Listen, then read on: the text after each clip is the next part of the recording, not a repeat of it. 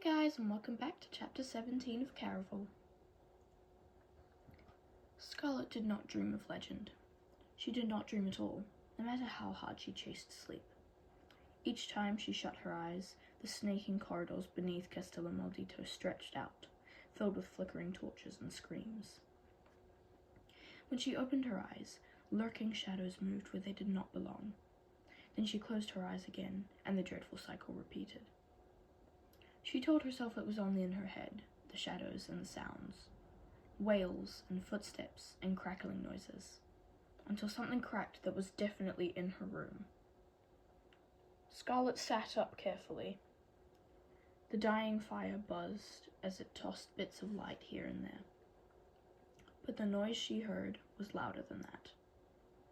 It came again. Another crack. Right before the hidden door to her room flew open and Julian stumbled in. "Hello, Crimson. What a—" Scarlet couldn't finish her question. Even in the grainy light, she could tell something was not right. His uneven steps, the tilt of his head. Quickly, she escaped her bed, covering herself with a blanket. "What happened to you?" "It's not as bad as it looks." Julian swayed as if drunk, but all Scarlet could smell was the metallic tang of blood. "Who did this to you?" "Remember, it's only a game." Julian smiled, twisted in the firelight, right before collapsing on the lounge. "Julian!" Scarlet rushed to his side. His entire body was cold, as if he'd been outdoors all this time.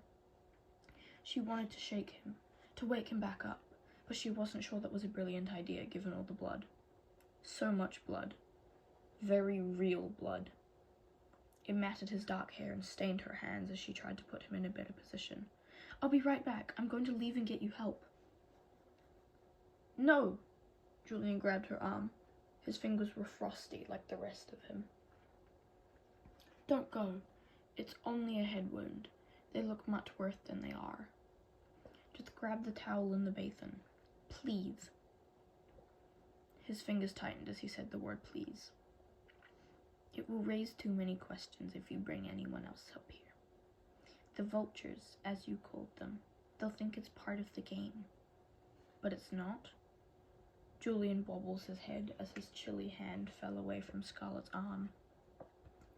Scarlet didn't believe that the vultures were the only reason he wanted to avoid attention, but she hurriedly fetched 2 towels and the basin. Within a minute, the water was red and brown. After a few minutes, Julian gained a bit of warmth. He was right about the head wound. It didn't seem to be as bad as it looked. The gash was shallow, though he tilted to the side as he tried to sit upright. "I think you should stay lying down." Scarlet placed a gentle hand on his shoulder. "Are you injured anywhere else?" "You might want to check here." Julian lifted his shirt, revealing perfect rows of golden brown muscle, so much she might have blushed, if not for all the blood that stretched across his abdomen. Using the cleaner of the towels, Scarlet cautiously pressed down against his skin, moving the cloth with slow circular motions. She'd never touched a young man, or any man, like this. She was careful to touch him only with the cloth, though her fingers were tempted to travel elsewhere, to see if his skin felt as soft as it looked. Would the Count have such a flat, lined stomach? "Julian, you need to keep your eyes open," Scarlet scolded as she attempted to push thoughts of his body away. She needed to focus on her task. "I think this cut might need stitches," Scarlet said, yet as her cloth wiped away the blood, it revealed a smooth line of unmarked, unbroken flesh. "Wait, I don't see a wound." "There's not one, but that feels really good."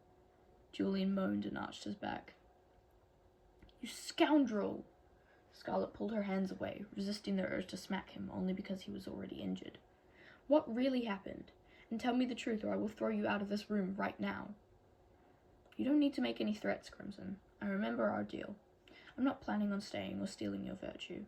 I just wanted to give you this." He reached into his pocket. She noticed his knuckles weren't bruised or bloody on either hand. If he'd been in a fight, he hadn't fought back.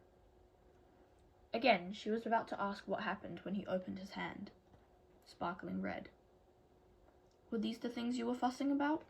Julian dropped her scarlet earrings into her hand unceremoniously, as if he were handing back one of the bloody towels. Where did you find them? Scarlet gasped. Though it truly didn't matter where he'd recovered them. He'd gone to the trouble of retrieving them. Despite his rough handling, not a stone was missing, or chipped, or broken. During her studies, Scarlet's father had required she learn the proper way to say thank you in a dozen languages, but none of those phrases seemed quite enough in that moment. Is that how you got injured? She asked. If you believe I'd get injured over costume jewelry, you're thinking too highly of me again. Julian pushed up from the sofa and started for the door. Stop, Scarlet said. You can't leave in your condition.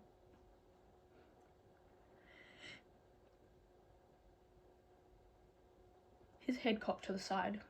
Is that an invitation to stay? Scarlet hesitated. He was injured. That still didn't make it appropriate.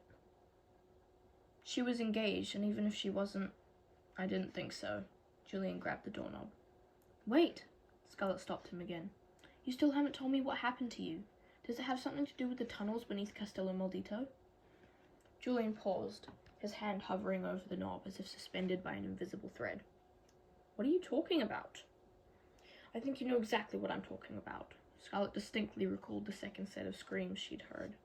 I followed you. Julian's expression sharpened. His hair dark as wet feathers shadowed a brow pulled tight. I wasn't in any tunnels. If you were following someone, it wasn't me. If you weren't down there, then how did this happen? I swear, I've never heard about these tunnels. Julian dropped his hands from the doorknob and took a step closer to Scarlet. Tell me exactly what you saw down there. The fire on the hearth finally died, sending a grey coil of smoke into the air, the colour of things better said in whispers. Scarlet wanted to doubt him. If Julian had been down there, it would explain at least a few things. Then again, if he'd been the other person she'd heard screaming, she imagined more than just his head would bear a wound. I found the tunnels after I left the fortune-teller's tent. She detailed everything that followed, leaving out the bit about how she'd thought he had a heart made of black.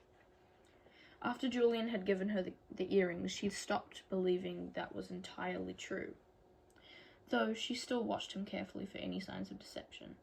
She wanted to trust him, but a lifetime of mistrust made it impossible. He still seemed unsteady on his feet, but she imagined it was mostly from the cut on his head. Do you think it might be where they're keeping Tella? She asked. That's not how legend works. He might lead us through screaming corridors to find a clue to your sister, but I doubt he's keeping her there. Julian flashed his teeth, reminding her of his wolfish look from that first night on the beach. Legend likes his prisoners to feel like guests. Scarlet tried to figure out if Julian was just being dramatic. She'd never heard of Legend holding anyone captive, but Julian had said something similar before, and the use of his word prisoners left Scarlet with the same uneasy feeling she'd had the first time she'd wondered why Legend had chosen to abduct her sister. If Legend doesn't have Tella locked up, then what is he doing with her?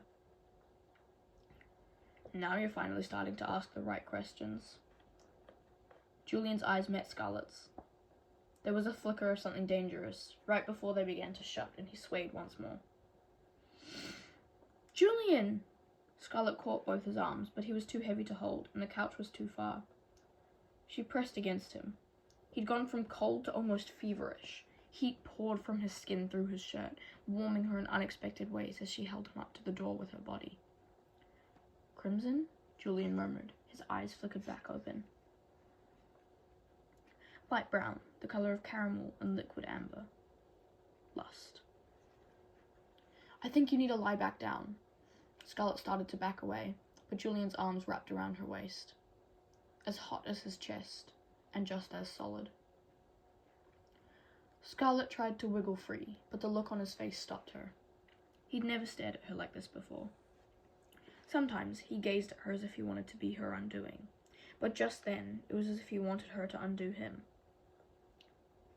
It was probably just the fever and the head wound, but for a moment she swore he wanted to kiss her. Really kiss her, not like when he'd been teasing in the Castillo. Her heartbeat quickened, and every inch of her felt sensitive to every part of him as his hot hands roamed up her back. She knew she should have pulled away, but his hands seemed to know exactly what they were doing. She found herself letting him guide her, gently bringing her closer as his lips parted. Scarlet gasped. Julian's hands stopped moving. Her tiny sound seemed to jolt him back. His eyes opened wider, as if he suddenly remembered he thought she was just a silly girl afraid to play a game. He released her, and cold air replaced the heat of his hands. I think it's time for me to go. He reached for the doorknob. I'll find you in the tavern right after sunset. We can go take a look at those tunnels together. Julian slipped out the door, leaving Scarlet wondering what had just happened. It would have been a mistake to kiss him, yet she felt disappointed. It came in cool shades of forget-me-not blue, which wrapped around her like evening fog, making her feel hidden enough to acknowledge that she wanted to experience more of Caraval's pleasures than she would ever have admitted out loud. It wasn't until Scarlet lay back down that she realized Julian had managed to avoid telling her exactly how he got injured, or how he managed to make it back to the Serpent long after the sun had come up and the doors had locked.